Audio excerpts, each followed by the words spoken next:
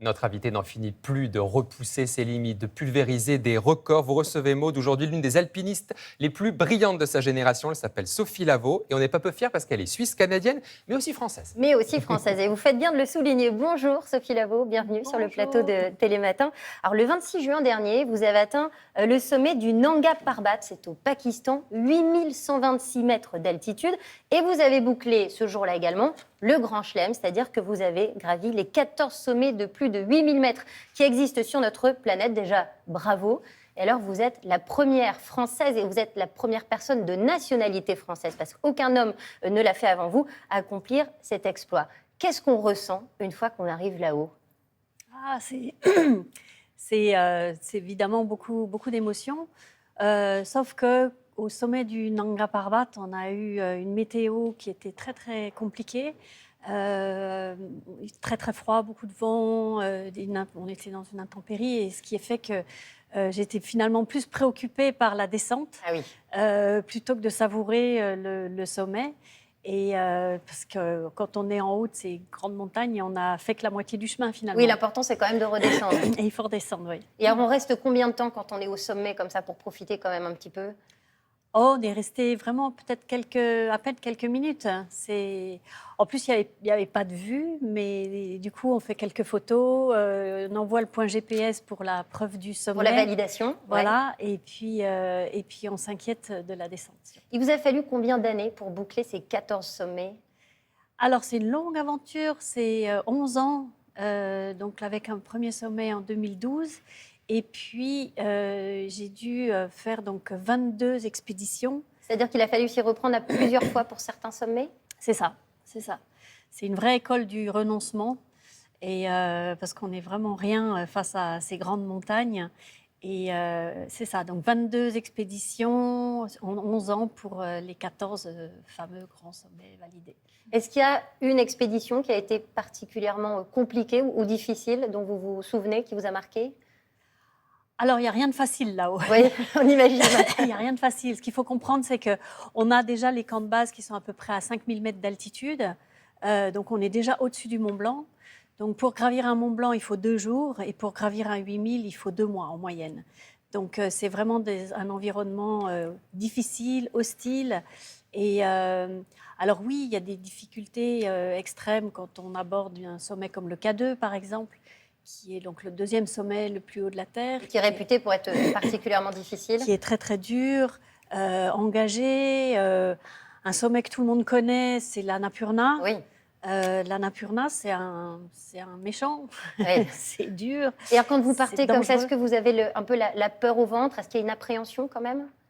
Alors, on n'a pas vraiment le temps d'avoir peur. Il faut d'abord, j'ai vraiment confiance dans toute l'équipe qui m'entoure. Oui, parce que vous n'êtes pas seul, c'est ça qu'il faut souligner. C'est ça. Donc, on est vraiment. Moi, je travaille en équipe, donc notamment avec Dawa Sangye Sherpa qui m'accompagne sur toutes ces expéditions, qui est népalais. On a fait 12 expéditions ensemble, dont 7 sommets réussis. C'est la moitié du chemin. Il y a un météorologue qui est vraiment clé dans l'histoire, qui est basé à Chamonix. Donc tout ça fait que le fait d'être entouré de personnes compétentes, c'est ce qui sécurise un petit peu. Après on est quand même dans ce qu'on appelle la zone de la mort. Oui, c'est ça, au-dessus au-dessus de de 8000 8000 mètres. mètres. Donc, faut être On connaît la part de risque. C'est ça. Je voudrais qu'on regarde un petit message vidéo qu'on a pour vous de la part de votre frère Pierre, qui justement évoquait vos qualités au micro d'Olivier Chalère. C'est quelqu'un d'assez fort et de très positif. Je pense que s'il y a une caractéristique qu'il a singularise, c'est sa capacité à maîtriser le doute et justement à ne pas douter, même si fondamentalement c'est pas une tête brûlée, donc c'est pas quelqu'un d'impulsif, pas du tout. Mais par contre, c'est quelqu'un qui a une force mentale et une capacité à ne pas douter qui est hors du commun. Il a raison, vous n'êtes pas une tête brûlée, mais vous, votre truc, c'est le mental, c'est vraiment ça qui compte ? Alors, je pense, en revanche, je doute beaucoup. Mais dans le fait de peut-être pas y arriver, c'est toujours un petit peu... voilà, il y a tellement d'aléas. Il peut y avoir des aléas de météo, de physique avec l'hypoxie. Donc l'hypoxie, c'est le manque d'oxygène quand on est en très très haute altitude qui altère vraiment la capacité de réflexion, des avalanches. Il y a plein de choses. Donc je doute toujours sur le fait qu'on ne va peut-être pas y arriver. Et ça m'a fait faire demi-tour plusieurs fois. Mais je pense que je suis très contente de l'avoir fait pour être là et vous parler ce matin. C'est quoi votre quotidien, Sophie Lavaux? Comment on se prépare au quotidien pour mener ces expéditions? C'est vraiment du plein temps, en fait. C'est entre la préparation des expéditions en tant que telles, la recherche de fonds, donc les sponsors, les partenaires, l'entraînement. C'est vraiment un plein temps, sachant que moi, j'ai vraiment fait donc, les 3 saisons d'expédition, donc le printemps, l'été et l'automne. Il n'y a qu'en hiver où je ne fais pas d'hivernal. En revanche, je suis dans les Alpes pour continuer de m'entraîner. Donc, c'est du full-time. Et vous avez un profil assez atypique parce que vous vous êtes mise à l'alpinisme assez tard finalement et vous aviez commencé surtout sur une voie complètement différente. Vous avez fait une école de commerce, vous avez travaillé dans l'hôtellerie, dans la restauration, dans le luxe. Qu'est-ce qui a fait qu'un jour vous avez dit « cette vie-là, c'est pas pour moi. Moi, ce que je veux faire, c'est gravir des montagnes ». Alors, c'est venu progressivement. C'est vraiment un long chemin. Même quand je travaillais en entreprise, j'avais déjà commencé à faire de l'alpinisme dans les Alpes. Et petit à petit, en fait, j'ai très vite été attirée par toujours aller un petit peu plus haut. Donc, c'était un super prétexte pour voyager, finalement. Et donc, faire des sommets de 5000 mètres, 6000 mètres, 7000 mètres. Puis là, on arrive à la barre des 8000. Et à cette époque, je dirigeais, donc avec mon frère, on dirigeait une société d'événementiel dans le domaine de la finance. Ah oui, rien à voir. Non. Et j'ai envie de dire merci la crise économique de 2008 parce que notre business model s'est complètement écroulé et on a dû fermer l'entreprise. Et c'est ça qui m'a donné du temps pour pouvoir démarrer et commencer ma première expédition à plus de 8000 mètres. On voit que certains sont dans un peu une course au sommet. Certains essaient de boucler, par exemple, ces 14 sommets en quelques mois seulement. Est-ce que c'est une bonne idée ou est-ce qu'il y a une dérive selon vous? Non, c'est l'avantage en fait de la montagne et même de l'himalayisme en général et de la pratique, c'est que chacun est libre de faire comme il veut. Et c'est ça qui est. Alors si on veut aller sur un record, eh ben on peut. Moi j'ai pris mon temps, on va dire.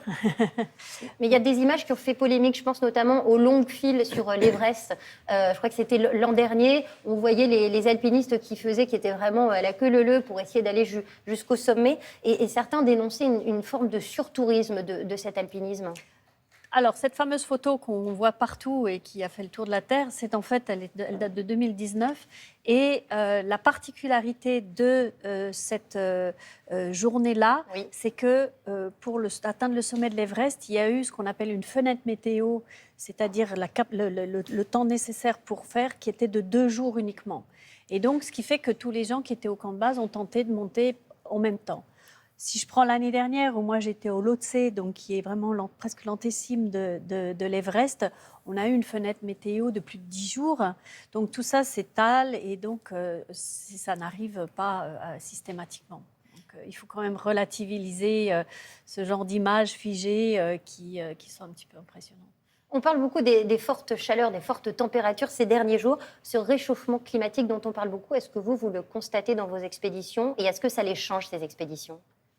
Alors, pas foncièrement. En fait, moi, ça fait on va dire, en 10 ans que je vais en Himalaya. Si on prend l'exemple du Pakistan, d'où je reviens, c'est des glaciers, c'est immense par rapport aux Alpes. Si on prend le glacier du Baltoro, c'est un glacier qui fait 65 km. Donc, en 10 ans, si je suis très honnête, je ne vois pas la différence.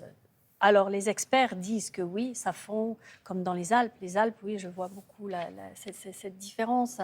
Mais donc, il faut effectivement rester vigilant parce que je pense que ça touche toute la planète. Merci beaucoup, Sophie Lavaux, d'être venue nous voir sur le plateau des Télématins. Merci à vous. Un grand bravo, effectivement, Sophie Lavaux.